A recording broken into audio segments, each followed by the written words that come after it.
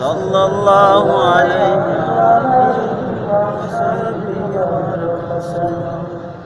শুকরিয়া আদায় করতেছি মহান রব্বুল আলামিনের দরবারে।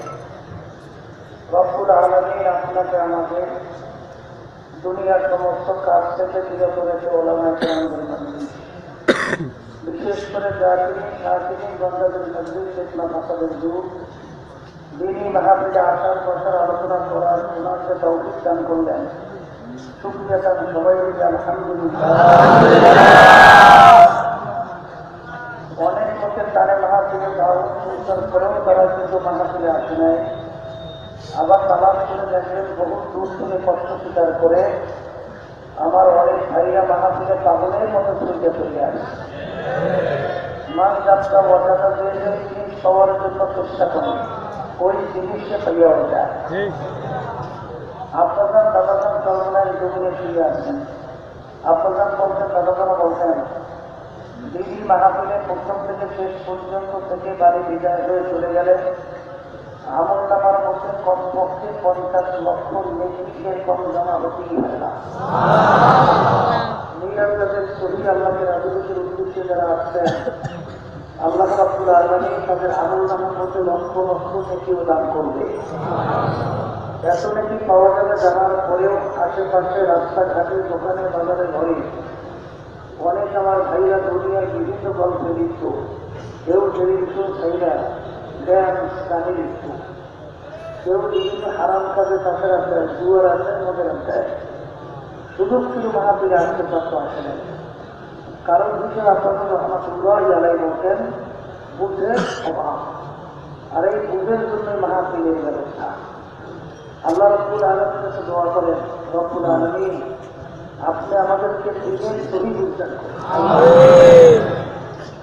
হাদিসের ভিতরে আল্লাহ রাসূল সাল্লাল্লাহু আলাইহি ওয়াসাল্লাম বলেন, মান ইউরিদিল্লাহু বিহি খায়রান ইউফাক্কিহু ফিদ্দীন। আল্লাহ যাকে ইচ্ছে করেন ভালোবাসেন, তাকে ধর্মের সহি বুঝতেন করেন। পাশাপাশি একটা কথা মনে রাখা লাগছে, হেদায়েত কিন্তু কোনো পীরের হাতে নাই, কোনো বাবার হাতেও নাই, কোনো দলের নেতা নেত্রীর হাতেও নাই, কোনো প্রস্তাবের হাতেও নাই। এটা কার হাতে? অনেকে মনে করে পীরের কাছে বলি হয়েছি, বাবার দরবারে আসা যাওয়া করি, যথেষ্ট। পীর বা বাবা মাকে নাজর করে জান্নাতের ব্যবস্থা করবে। বলে নাও। বর্তমানে বাংলাদেশের শতকরা 93% মুসলমান। মুসলমানদের ভিতরে দলের মতের অভাব নাই, কথা ঠিক কিনা? পীরে পীরে ঝগড়া, মুক্তি মুক্তি ঝগড়া, আলেমে আলেমের ঝগড়া, কথা ঠিক না? কিন্তু মুসলমান আমরা যারা দাবি করি, আমাদের সবার বলে না কিন্তু আল্লাহ নবী, কোরআন হাদিস, কোনো পার্থক্য আছে?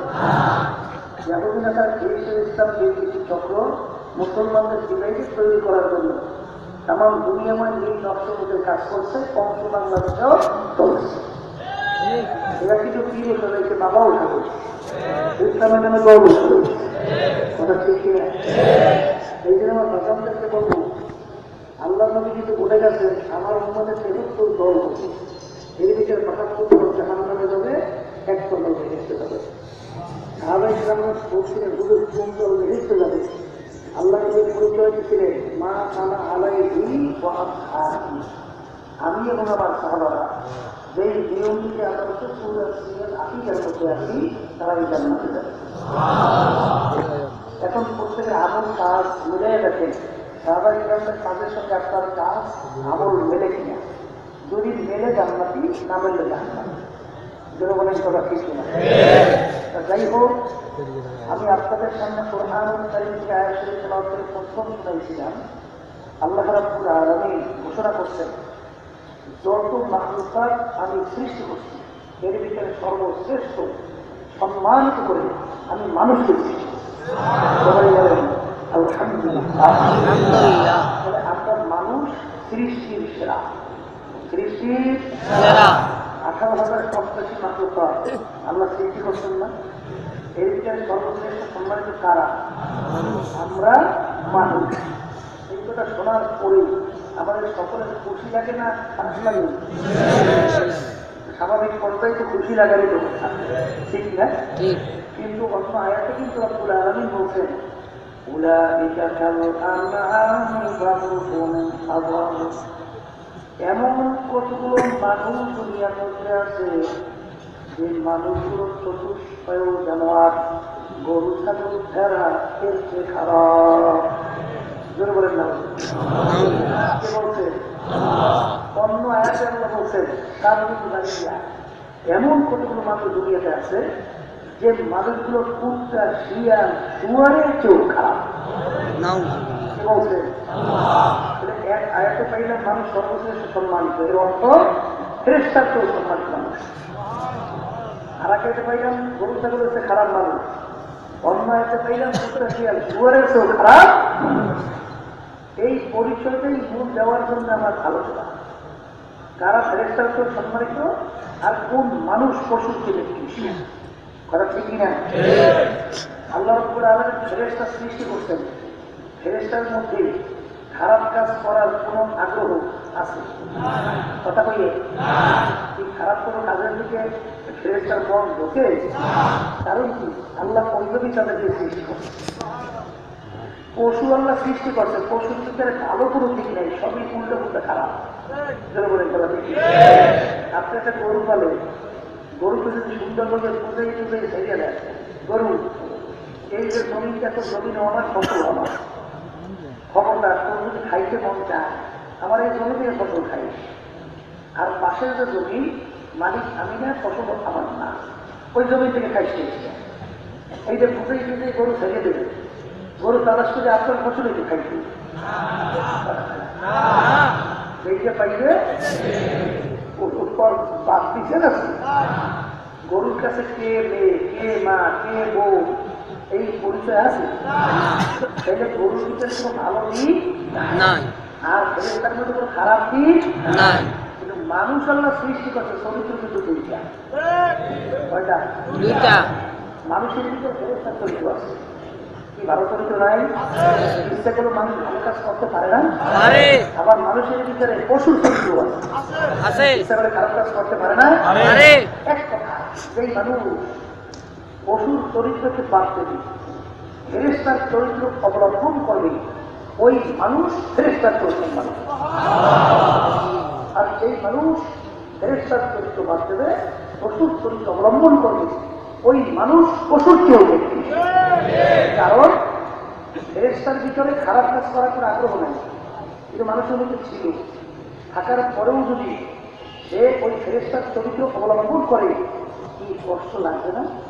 কথা বল না, যুবক বয়সে দাঁড়িয়ে দেখা কি কথা, কষ্ট না মিষ্টি? হ্যাঁ, মেয়েদের সঙ্গে আড্ডা মারা থেকে বেরিয়ে থাকা, কি বলছে? গাছ বাচ্চা দেখা এখনো থেকে বেরিয়ে থাকা, এই উপরের চাকরিজীবী আপনি আর নিচের চাকরিজীবী ঘুষ খায়, আপনি তো মাওলার ভয় ঘুষ খান না, আপনার ওর থেকে বেরিয়ে থাকা কত বড় কষ্ট। এই কষ্ট করে যাতে ফেরেশতার চরিত্র অবলম্বন করে, স্বাভাবিক পর্যায়ে সার্টিফিকেটের মূল্য বেশি, এই জন্য মানুষটা ফেরেশতার চেয়েও কি জোরে বলে সম্মানিত। আর মানুষের ভিতরে ভালো চরিত্র ছিল, পশুর ভিতরে ছিল না। যদি কোনো মানুষ ফেরেশতার চরিত্র বাদ দিয়ে পশুর চরিত্র অবলম্বন করে, ওই মানুষটা স্বাভাবিক পর্যায়ে পশুর চেয়ে খারাপ হবে। জোরে বলে কথা ঠিক না? এখন বাজারদেরকে বোঝা লাগছে, মানুষ বলতে কিছু মন চায়, ফেরেশতার চরিত্র অবলম্বন করবে, পশুর চরিত্র বাদ দেবে। তাই কি তাই না? দেখবেন একটা লোক যদি খারাপ হয়, তার ছেলেটা কোনো খারাপ সঙ্গ, কোনো খারাপ চরিত্রের ছেলেদের সঙ্গে তরু এই ক্ষেত্রে চায় না। কথা কি করে বলে কথা ঠিক কিনা? কারণ কি? সে জানে যে আমি খারাপ হতে পারি, আমার সেটা যেন খারাপ না হয়। এই কথা কি? তাহলে কোনো মানুষ চায় না যে পশুর চরিত্র হবে। এখন যেহেতু পশুর চরিত্র বাদ যেতে হবে, ফেরেশতাকে অবলম্বন করতে হবে। এই কথা ঠিক। কিন্তু মন চাইলেই অনেকে কিন্তু পারে না। কি কথা বললেন? মন চাইলেই অনেকে পারে না। কি আল্লাহ কথা ঠিক নেবে? ঠিক না পারার পিছনে কারণ আছে না নাই? একটা গাড়ি রাস্তার ভিতরে চালায়, দেখবেন গাড়ি ঘুম করে চলতে আছে, রাস্তার মধ্যে যদি একটা গাছ ফলাই রাখে, কি গাড়ি চলতে অসুবিধা হয় কি হয় না? ঠিক এইভাবে দেখবেন যে মানুষের ভিতরে ভালো চরিত্র, পশুর চরিত্র থাকার পরে ফেরেশতার চরিত্র অবলম্বন করতে চায়, কিন্তু ফেরেশতার চরিত্র অবলম্বন করতে চাইলেও পারে না। কারণ কি জানেন? পিছনে শত্রু আছে। বলেন পিছনে কি আছে? আল্লাহ রাব্বুল আলামিন কুরআনুল কারীমের শেষ সূরার মধ্যে দুই ধরনের শত্রুর পরিচয় দিয়েছেন। আল্লাযী ইউওয়াসবিসু ফী সুদুরিন নাস মিনাল জিন্নাতি ওয়ান নাস। এখানে বললাম দুই ধরনের শত্রু। একটা হলো জিন শয়তান, মুখস্থ করেন, শয়তান। আর একটা হলো মানুষ শয়তান। এখানে বললাম কয় শত্রু? দুই শত্রু। আর একটা শত্রু আছে, যেটার নাম হলো নফস শয়তান। আর একটা শত্রুর নাম কি? নফস শয়তান। এখন এই জিন শয়তান, মানুষ শয়তান, নফস শয়তান থেকে বাঁচা লাগবে না? কথা কইয়ে এখন জিন শয়তান থাকে কই জানেন? বলেন প্রত্যেকটা মানুষের করবে। বলেন শয়তান কোথা থাকে? আল্লাহ রাসূল বলছেন আর শয়তান জাসুন আলা কলবি বানি শয়তান প্রত্যেকটা বনি আদমের কলবের ভিতরে মজবুত হয়ে বসা থাকে। ওখানে বলছে কি করে? বনি আদমকে অর্থ দেয়, গুনার ভিতরে আল্লাহর বন্দাবান্দীকে লিপ্ত করায়। এই জন্য দেখবেন গুনার আগে ভিতরে ভিতরে একটা পরিকল্পনা করে, কি হয় কি হয় না? এই পরিকল্পনাটাই শয়তান তৈরি করছে। এখন শয়তান কলব থেকে ভাগানো লাগবে না? এখন কেমনি ভাগাইবে? গুলি করলে শয়তান ভাববে, তরবারি নিয়ে কোমাকুমি করবে শয়তান ভাববে, লাঠি নিয়ে পিটাপিটি করবে শয়তান ভাববে। শয়তান ভাববে কিভাবে? আল্লাহ রাসূল বলতেছেন আইদা যাকারাল্লাহ ফানাসা ওয়া ইদা ওয়াসালা ওয়াসওয়াসা। এই আল্লাহর বান্দাবান্দি আল্লাহর জিকির করে, ওই বান্দাবান্দির কলমের মধ্যে যা জিনিসের কলমের ভিতরে শয়তান আসতে পারে। কলম থেকে শয়তান ভাগাবার ঔষধ কি? কার থেকে? কার থেকে? এক শ্রেণীর বাবারা আছে পর্দায় মহাবীর আছে, এরা তো আল্লাহর জিকির করেই না, বরঞ্চ যারা আল্লাহর জিকির করে তাদের জিকির বন্ধ করার চেষ্টা করে। আছে না নাই? বাসনদেরকে বলবো, সমাজের ভিতরে এত গান বাজনা, ঢোল বাদ্য, গায়কনা, অশ্লীলতা, আল্লাহর যুদ্ধচারণে সমাজ কাছে হইয়া জুলুম নির্যাতন সমাজ হয়ে গেছে। এইটা বন্ধের ব্যাপার তারা চেষ্টাও নাই, চিন্তাও নাই। কিন্তু এক শ্রেণী আল্লাহর বান্দাবান্দি আল্লাহর জিকির কইয়া আল্লাহর নৈকট্যে পৌঁছার চেষ্টা করে, এইটা সে বন্ধ করতে চায়। তুমি ভালো করে যাই না রাখো, আসলে তোমার সে চালেন দ্বিতীয় আর দুনিয়া হতে পারে। আল্লাহর বান্দাবান্দি আল্লাহর জিকির করবে না, করবে শয়তানের জিকির। জিকির শব্দের অর্থ কি? স্মরণ করা। এই মুমিন বান্দাবান্দি কি আল্লাহর স্মরণ করবে না শয়তানের স্মরণ করবে? আল্লাহ থেকে সহ্য করতে পারে না শয়তান। তুমি আল্লাহ থেকে সহ্য করতে পারে না, কারণটা বরঞ্চ আল্লাহ রাব্বুল আলামিন দাবি করছেন والذين آمنوا أشد حبا لله। যারা মুমিন তারা সব জিনিসের চেয়ে আমাকে বেশি মহব্বত করে। কে বলছে? আর মহব্বতের পরিচয় কি? মান আহাব্বা শাইআন আযহারা যিকরাহু। যে জিনিসকে বেশি বেশি মহব্বত করে তার স্মরণ কিন্তু সে বেশি বেশি পরিমাণে করে। আপনি আপনার বন্ধুকে মহব্বত করে দেখবেন, খেয়াল নাই কিন্তু বুঝে যদি বন্ধুর কথা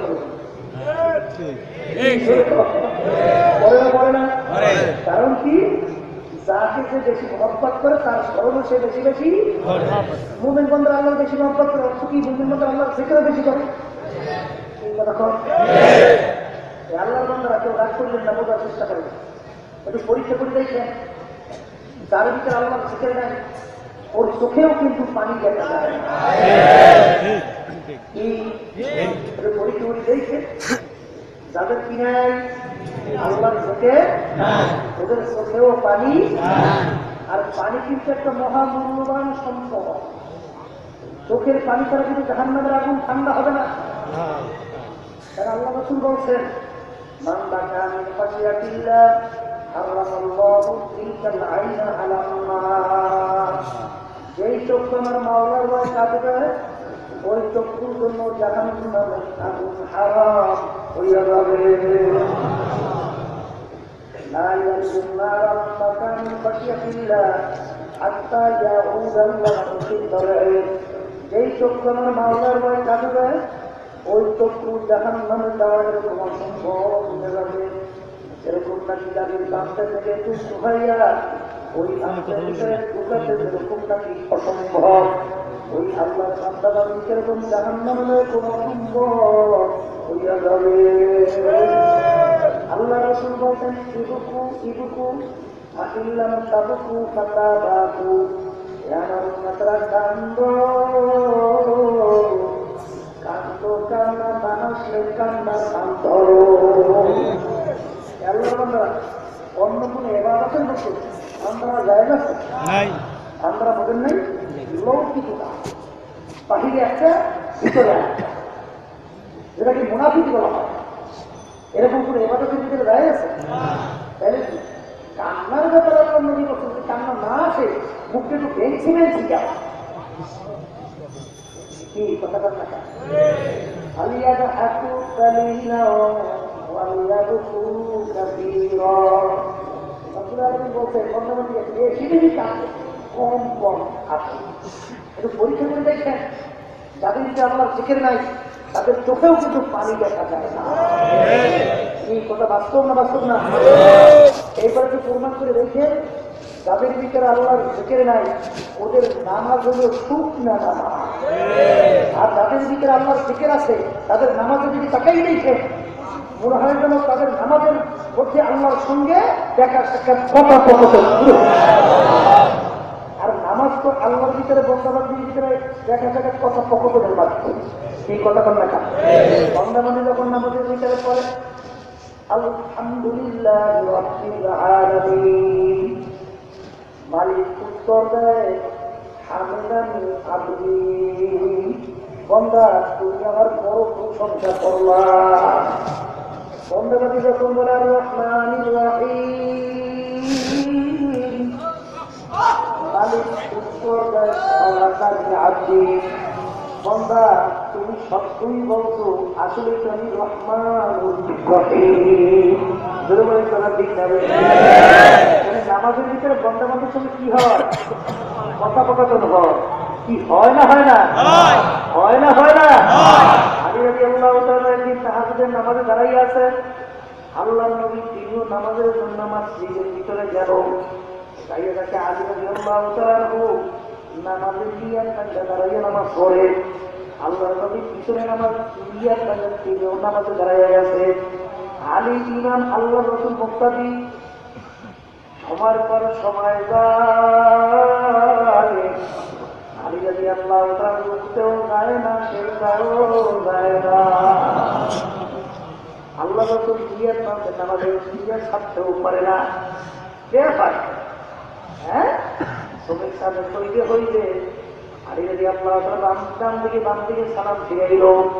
ফিরে দেখে পিছনে সরদারের নূরজাহান আল্লাহ নবী বসা। আল্লাহ নবী দেখতেই ফটফা করে কাপ শুরু হয়ে গেছে। হ্যাঁ, আল্লাহ খবর কি বলে আলী এরকম নামাজ তোমাকে কে শিখবে? নামাজের দিকে দাঁড়াই আসই তো রুকুতেও যায় না, এরকম নামাজ তোমার শিক্ষা দেবে। আল্লাহ রাসূল আলী রাদিয়াল্লাহু তাআলা ধমক দেয়। এর ভিতরে জিবরাইল আলাইহিস সালাতু ওয়াস সালাম এসে উপস্থিত। সুবহানাল্লাহ। জিবরাইল আলাইহিস সালাতু ওয়াস সালাম এসে বলেন, ইয়া রাসূলুল্লাহ, ইয়া হাবিবাল্লাহ, এই ছেলেটাকে আমার মাওলা রাগ করতে ধমক দিতে মানা করছে। আলীর কোন দোষ নাই, আলী কি আমার মাওলা নিজে নামাজের ভিতরে বসিয়ে রাখছে। আলী কোন দোষ নাই, এর রাগ করতে মাথা করছে। আসসালাতু মিরাজুল মুমিনিন, নামাজ হলো বন্দাবান্দি আল্লাহর মধ্যে দেখা সাক্ষাৎ কথোপকথনের মাধ্যম। যে আল্লাহর বন্দাবান্দির দিকে আল্লাহর জিকির আছে তাদের নামাজের দিকে তাকাই দেখে, আর যাদের ভিতরে আল্লাহর জিকির নাই তাদের নামাজ কোন সময় রুকুতে গেল, কোন সময় সিজদায় গেল, আর কোন সময় মসজিদে ঢুকছে, আর কোন সময় বের হচ্ছে, খবরই নাই। যখন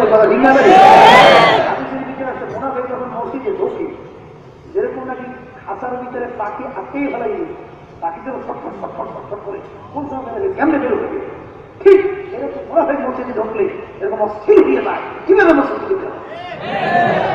আর মোমেন বন্দাবান্দি যখন নাকি মোমেনরা যখন মসজিদে ঢোকে পানির ভিতরে যখন মাছ খেয়ে দেয়, এই মাছ কেমন আনন্দ পায়, আনন্দের কোনো শেষ আছে?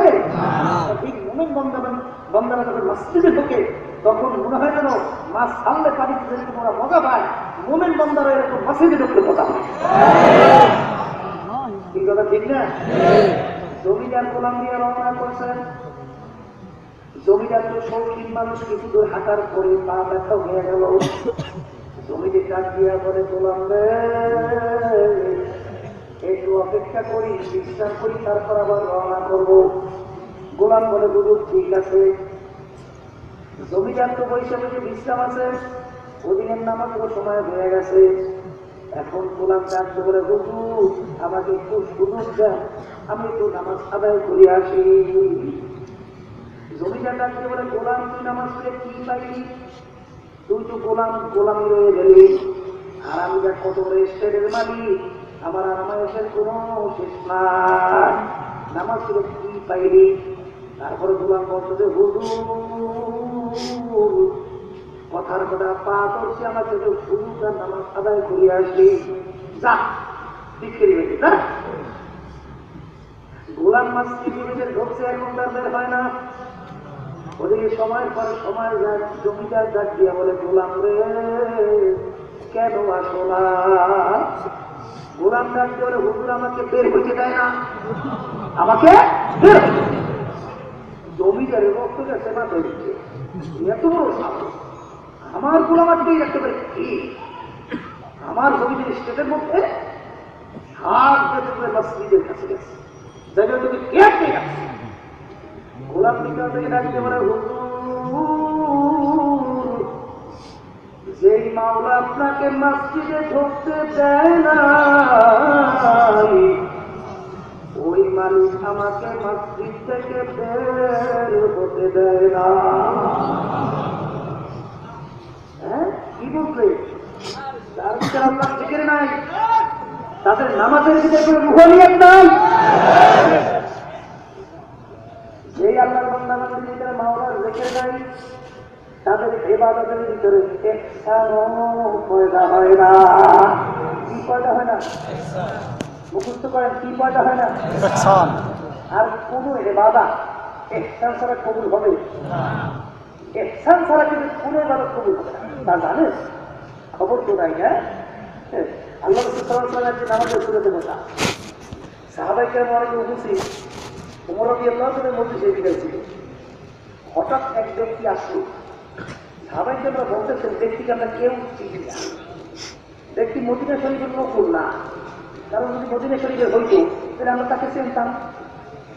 আর ব্যক্তি মুসাফির না, কারণ মুসাফির যদি হইতো তাহলে মুসাফিরের একটা পরিচয় আলামত থাকে না, চিহ্ন থাকে না, কিন্তু তার সাথে কোনো সামানা দিয়েও নাই, আর পোশাকে একেবারে দপ্তবে সাবা, কোনো ভুলেরও চিহ্ন নাই।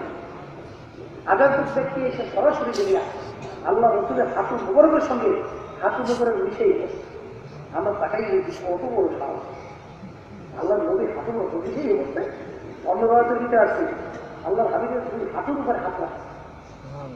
আপনারাই কি এখন আগান্তক ব্যক্তি আল্লাহ রসুলকে প্রশ্ন করে, তিনটা কটা প্রশ্ন? এর ভিতরে একটা প্রশ্ন, মাল ইহসান ইয়া রাসূলুল্লাহ, হুজুর ইহসান কাকে বলে? আল্লাহ রাসূল উত্তর দেয় আনতা আবুদাল্লাহ কাআন্নাকা তারাহু ওয়া ইন লাম তাকুন তারাহু ফা ইন্নাহু ইয়ারাক। এমন ভাবে তোমরা মাওলার ইবাদত করো ওই আজকে তোমরা আমার মাওলাকে দেখতেছো। ওই অবস্থা যদি তোমাদের ভিতরে তৈরি না হয় অন্তত এতটুকু খেয়াল করো, যদিও নাকি তুমি আমার মাওলাকে দেখো না, আমার মাওলা তো আর অন্ধ না, আমার মাওলা তো আমাকে দেখে। অবস্থা কয়টা? অবস্থা কয়টা? অথবা আল্লাহকে দেখতেছি অথবা আল্লাহ আমাকে দেখছে। এই দুই অবস্থার বাইরে কোন ইবাদত কবুল হবে যদি নাই হয়। এখন বাজানরা আসে আল্লাহকে দেখতেছি অথবা আল্লাহ আমাকে দেখতেছে, এই অবস্থার ভিতরে তৈরি করার জন্য আল্লাহর জিকির ছাড়া বিকল্প না। কারণ বন্ধু যখন ডাক দেয় সুবহানাল্লাহ, খেয়াল কি করে আমার মাওলা আমাকে খাইয়া খাইয়া বলতেছে বান্দা আমাকে বুলাওটা। তখন বান্দা বলে আলহামদুলিল্লাহ আল্লাহু আকবার। মালিক ডাকতে বলে বান্দা রে আমাকে তুমি বুলাওটা। আমি মাওলাকে ডাকতেছি, আমার মাওলা আমাকে চাইলে আমি তাকে উত্তর দিতে। এরকম ডাকতে ডাকতে ডাকতে ডাকতে খেয়াল পয়দা হইতে হইতে একসময় বন্ধবান্ধী যেখানে গোপনে যাবে তখনই তার খেয়াল আসছে কেউ দেখে না, আমার মালিক আমাকে দেখে। এই ইহসান ভিতরে পয়দা হয় আমার মাওলার জিকির বেশি বেশি করার মাধ্যমে। জোরে বলেন কথা ঠিক না বেশি? এক আল্লাহর ওলি এক পোকা মুড়িকে বড় মহাব্বত করতো। অন্য অন্য মুড়িদেরা বলা শুরু করলো ওদের পোকাটাকে এত কেন মহাব্বত করে।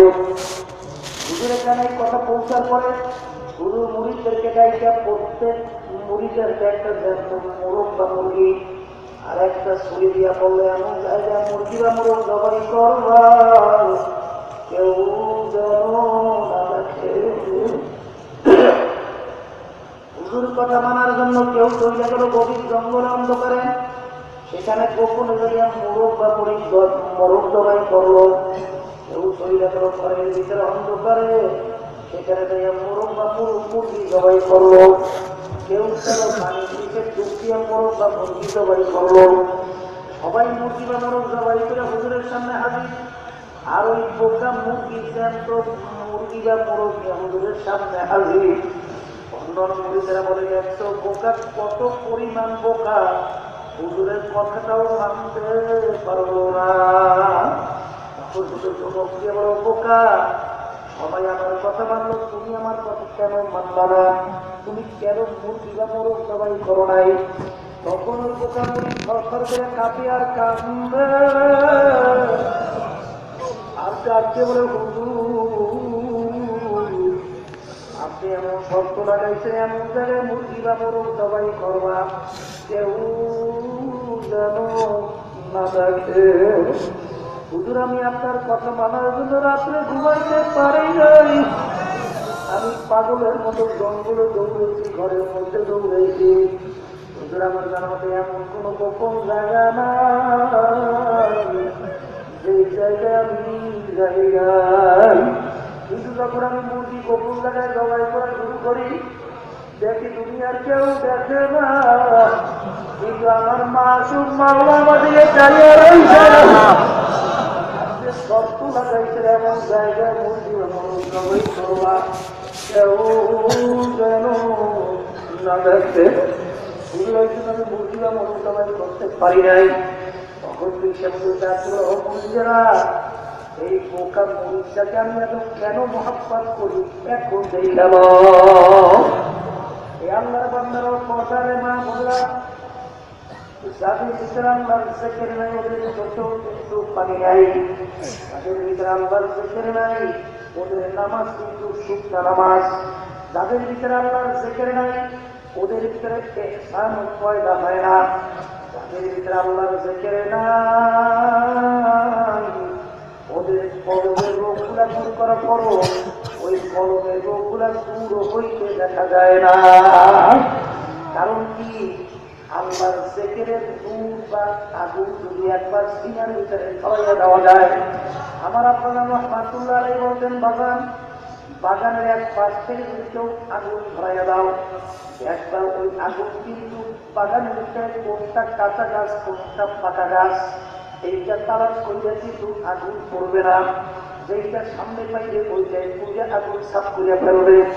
যদি একবার সিনার ভিতরে মাওলার জিকিরের নূর ধরাইয়া আগুন ধরাইয়া দেওয়া যায়, কোথায় হিংসা, কোথায় কাঁচা পুরি, কোথায় হৃদয়, কোথায় অজ্ঞতা, কোথায় অজ্ঞমান, কোথায় অযোগ, কোথায় বকর, কোথায় রাগ, আজান সব জ্বালাইয়া পড়াইয়া সাক্ষাৎ করিয়া ওই কলবটা একটা জগজাত কলবে পরিণত হইয়া যায়। আসলে মুমিন ছাড়া বলতেও না জিকির সে क्या मजा, जिक्र में क्या मजा है, जाकिरों से पूछियो ताके गुल में क्या मजा है, बुलबुल से पूछियो। एक कबूरेर যাত্রীরা বুলবুল পাখি বাগানের ভিতরে একটা বেলন ডালে ঘুরিয়া ঘুরিয়া যায়। ওনার ভিতরে কত আনন্দ, কত মজা।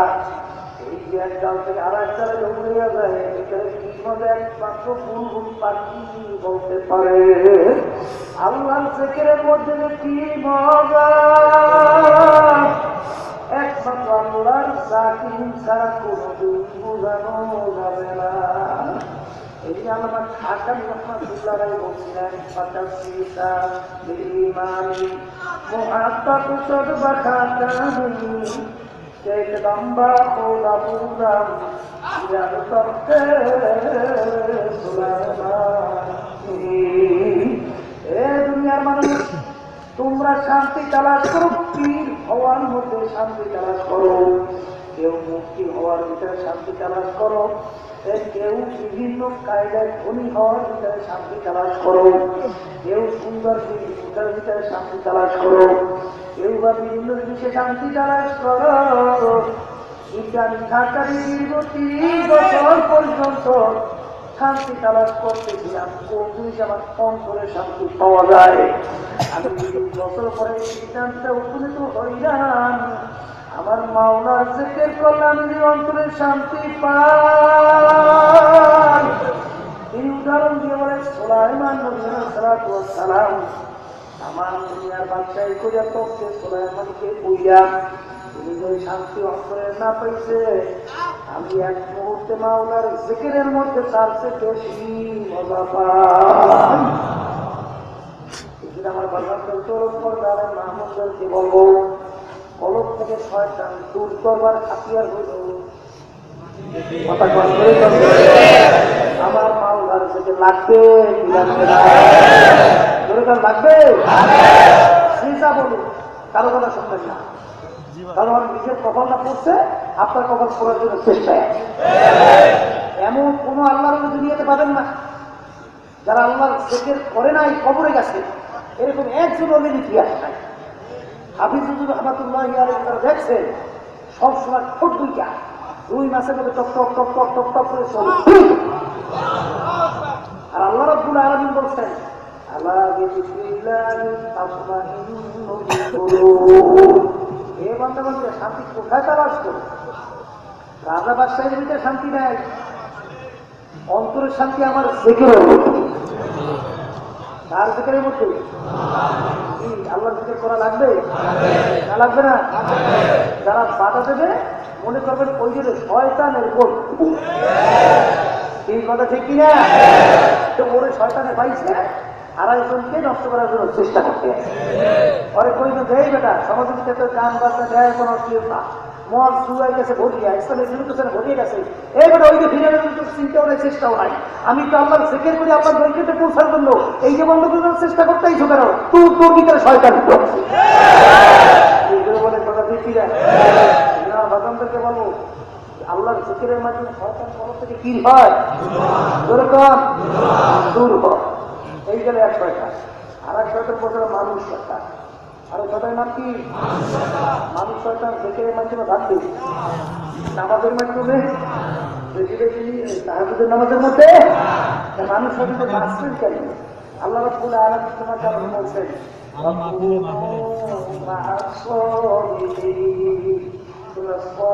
বন্ধদের সঙ্গী হইয়া যাও। কার সঙ্গী বলছে? সৎসঙ্গে স্বর্গবাস। মুখস্থ করে সৎসঙ্গে স্বর্গবাস, অসৎসঙ্গে স্বর্গনাশ। কথা বাস্তব না বাস্তব?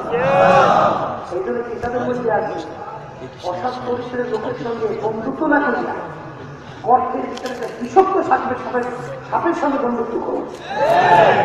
কারণ বিষাক্ত সাপ যদি তোমাকে সবল দেয়, আর যদি মারা পড়ে যদি ইমান থাকে শহীদ জনতা হয়ে গেছে। আর অসৎ চরিত্রের লোক যদি তোমাকে দংশন করে, তোমার ইমান ধ্বংস করিয়া তিনি করে জাহান্নামে পাবে।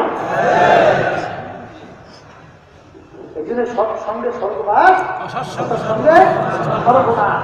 গেলে খুঁজব এদার হাম্মামের রোজে রসিদাল দাসে মাহবুবে বাদাসাম সোহবাতে তোরা সলে কুনাদ সোহবাতে তোরা সলে কুনাদ এক জামানা সোহবাতে বা আউলিয়া বেহতারা সাদ তাআ তেরিয়া। মাটির টাকার থেকে গোলাপ ফুলের ঘেরা আছে, পরিচয় জিজ্ঞাসা মাটির টাকা তুমি কোনো গোলাপ ফুল না কোনো সাম্বার পরিচয় দাও। মাটির টাকা উত্তর দেয় আমি কোনো সাম্বার কোনো গোলাপ ফুল না, আমি একটা মাটির টাকাই। এত সুন্দর ঘেরা কেন আসে? আমার সঙ্গে একটা গোলাপ ফুল লাইগা ফুলটা গোলাপ ফুলের ঘেরা আমার ভিতরে ঢুকতে ঢুকতে ঢুকতে ঢুকতে এখন আমি সাধারণ মাটির টাকা নাই, আমি একটা গোলাপ ফুলে পরিণত হয়ে গেছি। আতরের দোকানে গেলে আতরের ঘ্রাণ পাওয়া যায়, খারাপ গন্ধের কাছে গেলে গন্ধের ঘ্রাণ পাওয়া যায়, আগুনের কাছে গেলে গরমের তাপ পাওয়া যায়, তারপরে বরফের কাছে গেলে ঠান্ডার তাপ পাওয়া যায়। যদি ভালো বা সদিকীর বন্ধনের সঙ্গে তুমি যদি একত্রে ওঠানোটা করতে পারো, তুমি আল্লাহর ভজন করবে একটা ভালো মানুষের পরিণত হইয়া যাওয়া। বলে কথা দেখি না? সদিকীর বন্ধনের সঙ্গী হওয়া দরকার নাই? নাই, দরকার আছে। দুই শয়তান, আর এক শয়তানের নাম হল নফস। কি নফস? শয়তান মুখুসুরের নফস তিন প্রকার, নফস ছয় প্রকার। এক নম্বর মুখুসুরের নফসে আম্মারা, দুই নম্বর নফসে লওয়ামা, তিন নম্বর নফসে নফসে মুতমাইন্না। নফসে আম্মারা যাকে বলে সবসময় গুনার দিকে লোক, গুনাহ করতে ভালো লাগে। এক শ্রেণী মানুষ দেখে সমাজের মধ্যে এই কি কয় না, যাত্রা যাত্রা যাত্রা গান দেওয়ার জন্য বাকি আছে। আর এক শ্রেণীর মানুষ দেখবেন যাত্রা গান ফিরে বার করলো বাবু আছে না নাই? বাসের মধ্যে উঠবে পাতা শুন শুন করে, ওদিকে তোমার গাড়িও চলতে আছে, ইঞ্জিনের শব্দ, ভাইয়ের মধ্যে এক করে এই গান ছাড়। ওদের গান কিন্তু বুঝেও না, খালি ঢুকমুখ ঢুকুর করে ওর কানুনের কাছে গান বাজা। আর এক শ্রেণীর মানুষ এইভাবে গান থামা, কি কথা কোনোটাই কিন্তু মানুষ একটা গান না শুনলে ভালো লাগে না, আর একটা গান শুনলে সহ্য করতে পারে না। এই মুজাহাদার মাধ্যমে, রাজকারের মাধ্যমে আস্তে আস্তে নফসে আমরা পরিবর্তন হইয়া নফসে লাউমায় পরিবর্তন হয়ে যায়। নফসে লাউমা কাকে বলে? গুনাহ করার সময় কিছু বলে না, সুখ থাকে। গুনাহ হয়ে গেলে আফসোস পয়দা হয়, গুনাহটা করলাম কেন, এরকম হয়। এই যে বলছেন নফসে লাউমা। তিন নম্বর নফস, নফসে মুতমাইন্না। নফসে মুতমাইন্না কাকে বলে? সবসময় নেকি দিয়ে হোক, গুনাহ দেখলে গাড়ির ভিতরে আগুন ধরিয়ে যায়, আছে না নাই? হ্যাঁ, আল্লাহর বান্দারা ও বর্ণালে না বলে না, এই যে পীর মুরিদি শোনে, এই যে তরিকা শোনে, অন্য কোনো উদ্দেশ্য নাই। এই তরিকার কোন উদ্দেশ্য হইল এই নফস আম্মারাকে পরিবর্তন ঘটাইয়া নফসকে নফসে মুতমাইন্নায় পৌঁছিয়ে দেওয়া। এই জন্য এই তরিকার 5টা ঔষধ আছে। আমার আপনারা বলতেন, দাদা বলতেন, বাজান কোনো ঝগড়াদারি দরকার নাই, তোমার এখন অবস্থান, তুমি এই 5 ঔষধ ব্যবহার করে দেখো, কিছুদিনের ব্যবধানে দেখবা তোমার নফস পরিবর্তন হইয়া আল্লাহর খবরও করবে, নফস মুতমাইনে পরিণত হবে। আর তোমার নফসকে নফসে মুতমাইনে পৌঁছানো লাগবেই লাগবে, কারণ কিয়ামতের ময়দানে আল্লাহ রাব্বুল আলামিন ডাক দেবেন, ইয়া আইয়াতুহান নাফসুল মুতমাইন্না ইরজিই ইলা রাব্বিকি রাদিয়াতান মারদিয়া ফাদখুলি ফি ইবাদি ওয়াদখুলি জান্নাতি। তাদেরকে ডাকবে, বলেন বুঝতে বলেন, নফসে মুতমাইন্নার দলদেরকে ডাকবে। এ নফসে মুতমাইন্নার দলের আসো, আমার বেহেশতের ভিতরে ঢোকো। তাদেরকে ডাকবে, ধরে কান ধরে কান। এখন নফসের মুতমাইন্না নিয়ে আপনার নফস পৌঁছানো লাগবে না, না লাগবে না? আচ্ছা, আমরা ভালো করে বলতেন, আমার আব্বাজান তারা উদাহরণ দিয়ে বলতেন, নতুন দুলামের জন্য তুমি সুন্দর বিছান সাজে সজ্জিত করছো, এত সুন্দর ফুলের বিছান, নতুন দুলামে আসবে, তাকে সুন্দর বিছানায় তুমি জায়গা দেবা। দুলামের হঠাৎ এমন ভাবে পেট খারাপ হয়ে গেল, বারবার পেট থেকে পানির মতো বাথরুম হয়। এখন ডাক দিয়ে আফসুস করবে আর বলবে, আফসুস নতুন দুলামের জন্য নতুন বিছানা সাজে সজ্জিত করছিলাম, দুলামের পেট খারাপ হয়ে গেল, এই সুন্দর বিছানায় এই দুলামেকে জায়গা দেওয়া যাবে না, তাড়াতাড়ি নিয়ে যাও হসপিটালে নিয়ে ভর্তি করো। তখন পেট ভালো হয়ে আবার জায়গা দেবো। এই তোমার আমার জন্য আমার মাওলা বেহেশত সাজাইয়া পড়াইয়া রাখছে, তুমি আমি যাবো সাজাইয়া পড়াইয়া তোমাকে আমাকে বেহেশতে জায়গা দেবে। ইল্লা মান আতাল্লাহা বিকলবিন সালিম। আমার মালিক কিন্তু আগেই সতর্কবাণী হিসেবে বলছেন, খবরদার, আল্লাহু আকবার, আল্লাহু আকবার, রোগাগ্রস্ত কলব নিয়ে আমার দরবারে আইসো না। রোগাগ্রস্ত কলব নিয়ে আসো, আমার এই বেহেশতের ভিতরে কিন্তু তোমাদের জায়গা হবে না। তোমাদের জন্য আমি বানাই রাখছি হসপিটাল, ওই হসপিটালের নাম হল জাহান্নাম।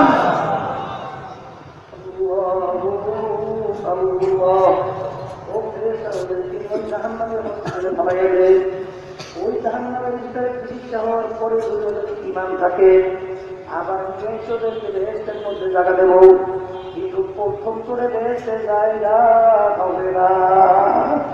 এই জন্য আমার বাজানদেরকে ওই পর্দালেন ভাবনদেরকে করবো, বাজান কোনো বলাবলি বুঝি না, কারণ খবরে যদি কেউ থেকে পরিচয় দাও, আমি চরমনায় করি, আমি অমুক দলের লোক, অমুক বাবার লোক, অমুক নেতা নেত্রীর লোক, এই পরিচয় কিন্তু খবরে কোনো কাজ হবে না।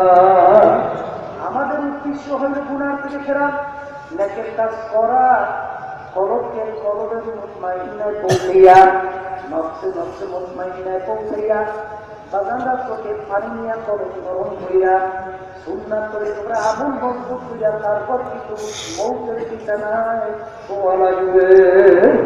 কারণ ফিরে বাগান আমার আব্বাজান প্রায় বলতাম, দুনিয়ার যে কোনো কাজের ভিতরে তুমি 5 বার যদি হইয়া যাও, ওই কাজের ভিতরে আবার চেষ্টা করলে যদি তার আশা করা যায়, কিন্তু খোদার কাছে একবার যদি কেউ ওই আখিরাতের মামলায় খবর আর দ্বিতীয়বার দুনিয়াতে এসে আপিল করিয়া 2 বার কিন্তু আর আশা নাই।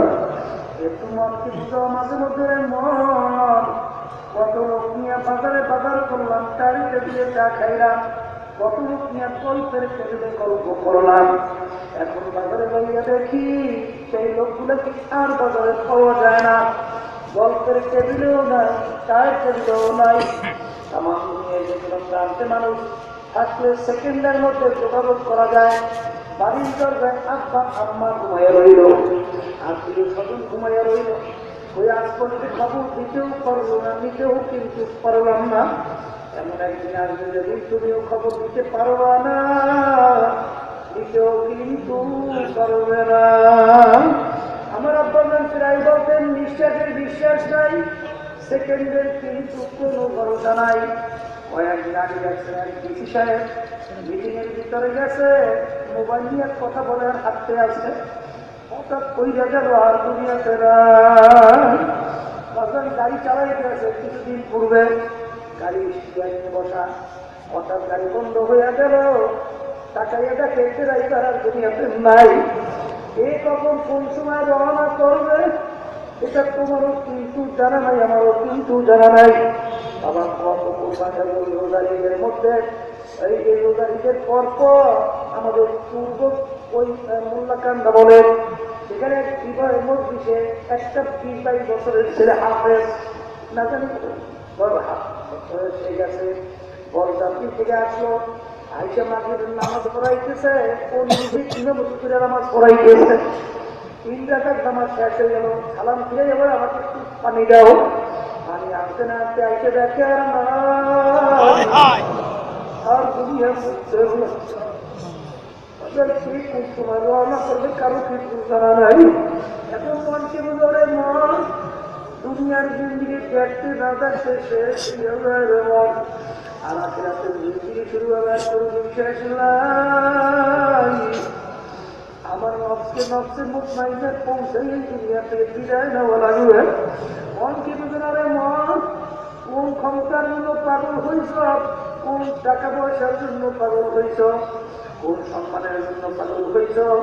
আমার আপনাদের একটু ধরন দিয়া বলতো, ডাকাইদের দলের সর্দার থাকে, সর্দারের কত পাওয়া, দলীয় লোক পান্না করে লাঠি মারে, এমন করে ফায়ার করে মারে। এই পাওয়ারও সরকার দুনিয়ার মাধ্যমে বাড়ি যতক্ষণ পর্যন্ত পুলিশের হাতে অ্যারেস্ট হয় নাই, পুলিশের হাতে যখন অ্যারেস্ট হয়ে যাবে, ওকে যখন লাঠি মারিয়া পালাইয়া যখন আর খাদ্য ভাইয়া ফেলবে, তখন কোথায় দেবো আর সারগিরি, কোথায় দেবো আর বাবুগিরি। ঠিক আছে, দুনিয়ার ভিতরে টাকার গরমে, ক্ষমতার গরমে, দলের গরমে সভাপতি সবুজ পরিচয় দিয়া আজকে দুনিয়ার ভিতরে এমন ভাবে ভক্ত করিয়া হাঁটো, মনে হয় যেন জমিন ছাড়িয়া ফেলবি। কিন্তু আমার মাওলা ডাক দিবে না, তুই যত ক্ষমতা শরীর খাও না কেন আমার জমি ছাড়তে পারবি না। এই বাজারে মন কিন্তু করে মন, কোথায় গেল সে ফেরাউন, কোথায় গেল নমরুদ, কোথায় গেল সাদ্দাত। বাংলাদেশের কত বড় বড় নেতারা যাদের হুঙ্কারে বাংলাদেশে মাটি থরথর করে কাঁপত, ও আজকে তো একটা পাকিস্তান পুকুর নিয়ে পায়খানা প্রস্তাব করে কবর ভরিয়ে রাখে, তাদের তো কোনো পাত্তাও পাওয়া যায় না। কিন্তু যদি দিনদার হয়ে কবরে যাওয়া যায়, দুনিয়াতেও বাচ্চা, আখিরাতেও বাচ্চা। এই তোমাদের সিটে আমার সব রহমাতুল্লাহ আলাইহি, তিনি একজন জজের ছাত্র ছিলেন, জজ বিচার করতো, তার মাথার উপরে পাখা দিয়ে বাতাস করত। ওই জজের কোনো খবরও নাই।